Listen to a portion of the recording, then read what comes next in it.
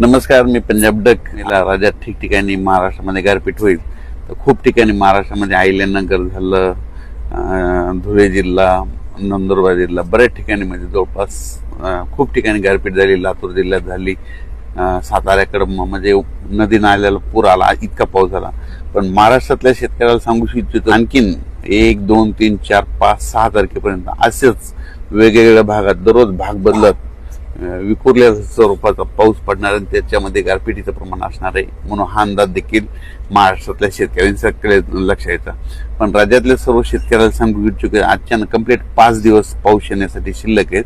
तुम्ही तुमची शेतीची कामे करून घ्या, कारण की राज्यामध्ये 7 ते 14च्या दरम्यान मान्सूनचा पाऊस येणार आणि त्यामध्ये शेतकऱ्याच्या पेरण्या होणार आहे. पण या मान्सूनच्या पावसामध्ये काय होणार आहे, ओढे नाले वाहतील असा पाऊस पडणार आहे, नद्यांना पाणी देखील येणार, पूर देखील येणार आहे. म्हणून हा अंदाज लक्षात यायचा. पण या मान्सूनच्या पावसात गारपीट कधी नसते, पण यावर्षी या मान्सूनच्या पावसात मात्र 7 ते 14 मध्ये ठिकठिकाणी गारपीट बघायला भेटणार आहे. म्हणजे ह्या मान्सूनच्या पावसामध्ये देखील गारपीट पाहायला भेटणार आहे. वादळी वारं देखील वाऱ्याचा वेग देखील बघायला भेटणार आहे. पाऊस देखील तसाच पडणार आहे. नद्याला पाणी येणार आहे, ओढे नाले खळखळून वाहणार आहे. म्हणून हा अंदाज लक्षात यायचा. तर सांगायचं झालं तर मग ही गारपीट कोणत्या कोणत्या जिल्ह्यात होईल, तर सर्वप्रथम आपण विदर्भाकडून घेऊ.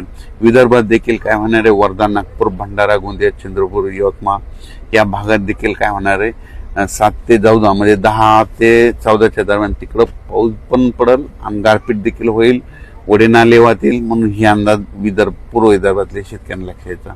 त्याच्यानंतर अमरावती, अकोला, बुलढाणा, यवतमाळ, वाशिम, नांदेड ह्या पट्ट्यातल्या शेतकऱ्याला सांगू इच्छितो की तुमच्याकडे देखील काय होणार आहे, 1 जून ते 5 जून तर हे भाग बदलत पाऊस पडणारच आहे.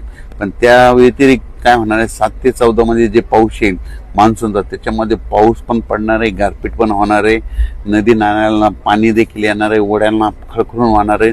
म्हणून ह्या जिल्ह्यात ह्या पट्ट्यातल्या शेतकऱ्यांना लक्ष द्यायचं. वातावरण बदल झाला तर उद्या एक लगेच विषय दिला जाईल. धन्यवाद.